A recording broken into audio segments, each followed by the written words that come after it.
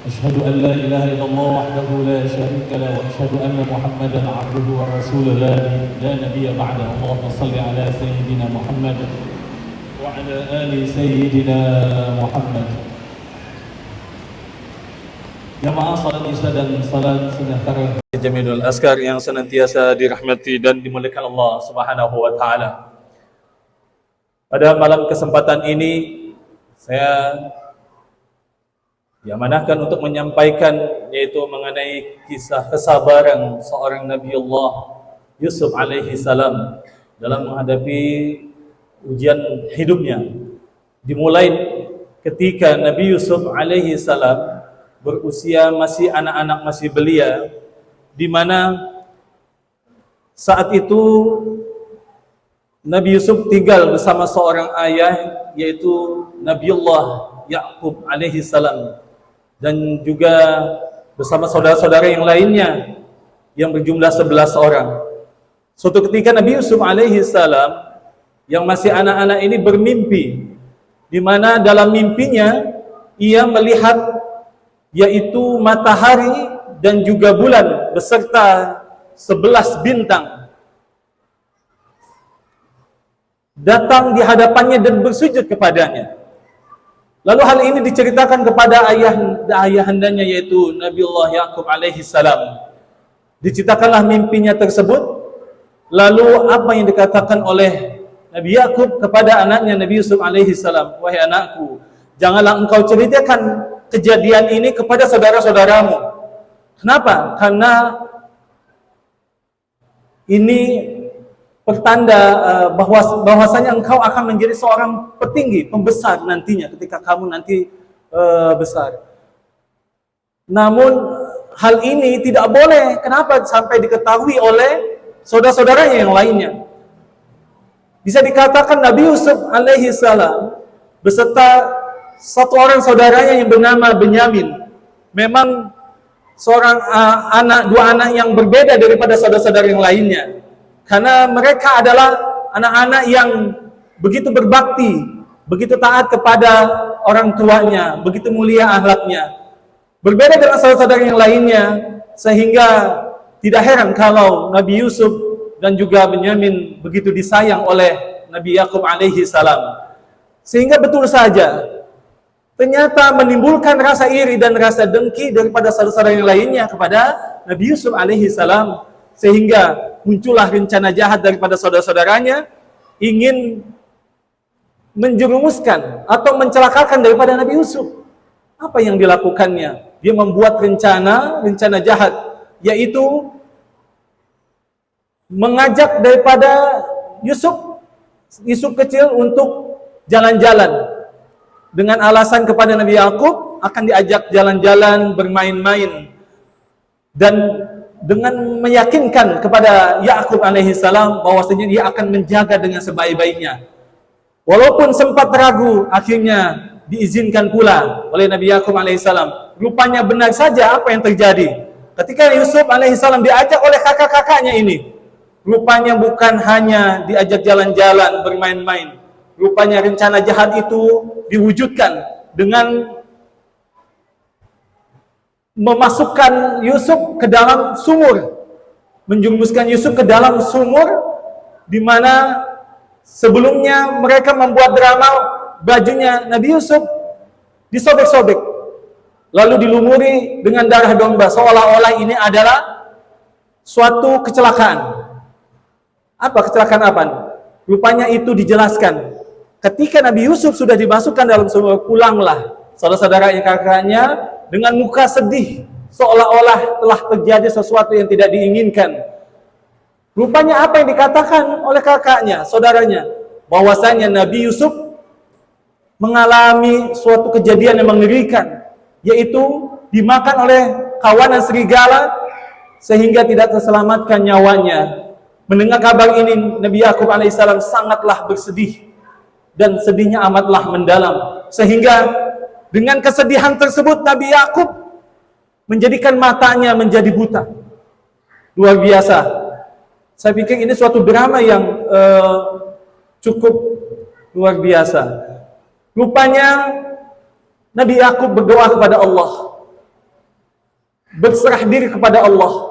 Karena dalam hati kecilnya masih, walaupun bersedih, masih yakin kalau Nabi Yusuf alaihissalam, kalaupun ada masih hidup, mudah-mudahan nantinya bisa berjumpa begitu dengan Nabi Yusuf alaihissalam dalam keadaan sehat walafiat.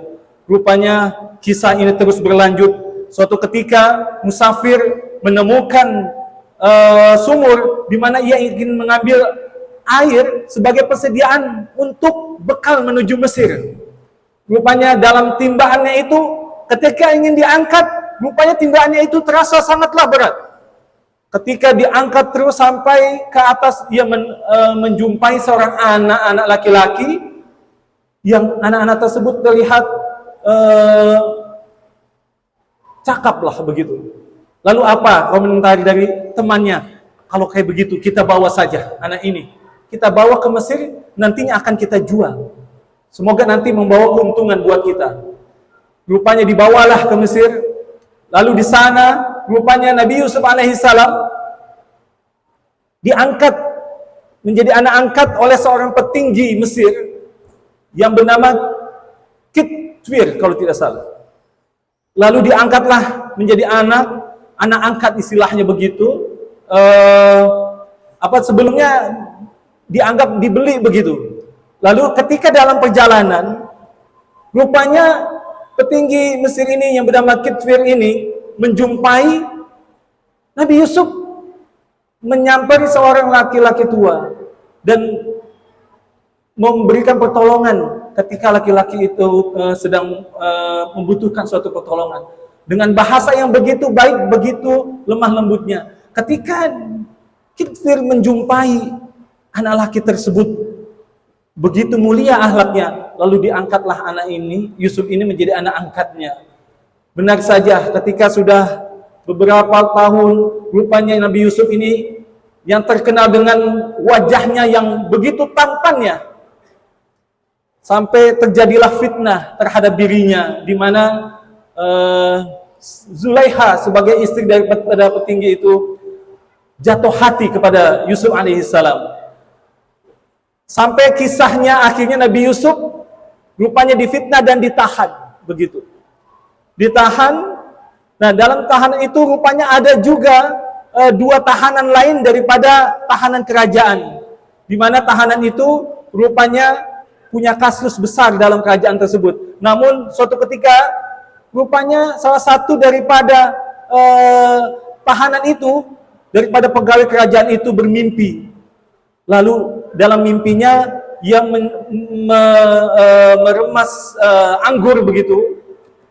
Meremas anggur, daripada anggur itu lalu anggurnya dibuang begitu. Dan satu lagi dalam mimpinya membawa makanan yang begitu banyak, dalam palanya, dalam suatu keranjang. Namun makanan tersebut habis begitu, habis dimakan oleh burung yang bisa dikatakan burung yang buas. Dalam mimpinya lalu ditanyakan, rupanya inilah pertama kali Yusuf alaihissalam berdakwah kepada pegawai kerajaan tersebut. Lalu dalam mimpinya Nabi Yusuf mencoba untuk menjelaskan bahwasanya salah satu daripada karyawan tersebut nantinya akan kembali menjabat, akan kembali menjadi karyawan daripada kerajaan tersebut, menjadi pegawai. Namun yang satu lagi rupanya karena kasusnya ini cukup besar, yaitu mencoba, pembuat roti itu mencoba untuk menaruh racun pada adonan rotinya, namun ketahuan. Nah, dalam mimpinya rupanya nanti karyawan yang satu ini akan dipecat oleh kerajaan begitu dan mendapat hukuman yang amat besar.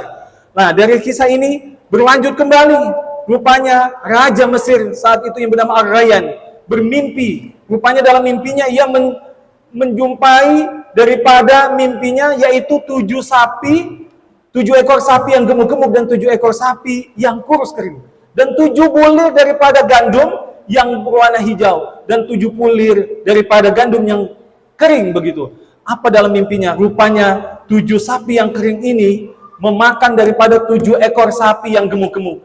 Dalam hal ini rupanya menjadi pertanyaan yang sangat besar bagi kerajaan, sehingga dia mengutus daripada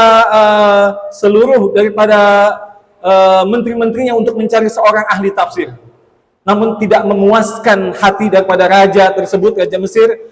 Namun ada satu berita bahwasanya ada seorang yang bisa menafsirkan daripada mimpi itu. Siapa itu? Ternyata Nabi Yusuf alaihissalam dipanggillah untuk menafsirkan mimpi tersebut. Rupanya dalam mimpi tersebut dikatakan bahwasanya nanti akan terjadi yaitu 7 kali masa panen daripada wilayah Mesir. Namun akan terjadi setelahnya itu 7 kali masa musim paceklik dan kering kerontang. Dan dari situlah dijelaskan bahwasannya hal ini harus dipersiapkan oleh kerajaan untuk mempersiapkan persediaan bahan makanan dalam menyambut daripada musim paceklik nanti. Rupanya raja sangat terkesima dengan penafsiran daripada Yusuf alaihissalam. Dan dari situlah Nabi Yusuf dibebaskan daripada hukuman penjaranya. Namun tidak begitu menerima saja hukuman bebas. Nabi Yusuf tidak ingin dibebaskan.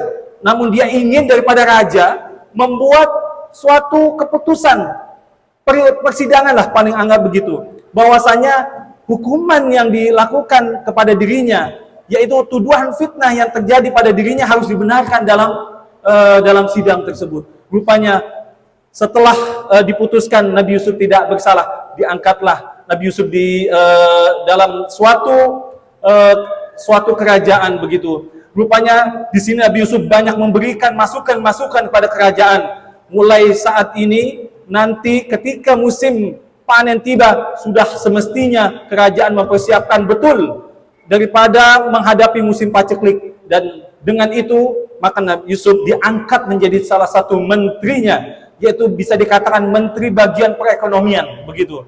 Dan walhasil, ketika dia sudah menjadi menteri, diaturlah sedemikian rupa, dan alhamdulillah wilayah Mesir saat itu bisa menjaga daripada masa-masa sulit, dan itu berjalan dengan baik. Namun dampak itu terjadi pada wilayah-wilayah yang lainnya karena ketidaksiapan menghadapi masa-masa paceklik. Rupanya Nabi Yakub alaihi salam mengutus daripada anak-anaknya untuk menuju Mesir menemui menteri perekonomian agar kiranya bisa membeli gandum yang ada pada wilayah itu. Rupanya yang dijumpai oleh anak-anaknya itu, kakak-kakaknya itu, rupanya adalah Nabi Yusuf alaihissalam. Namun mereka tidak mengenali Nabi Yusuf, tapi Nabi Yusuf sebenarnya mengenali mereka semua.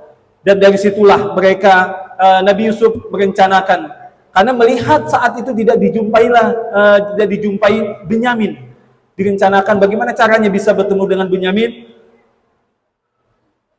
Ditawan salah satu orang tersebut agar kiranya nanti mengajak daripada Benyamin untuk pergi ke Mesir. Walhasil ketika diajak, rupanya Nabi Yusuf tidak cukup di situ.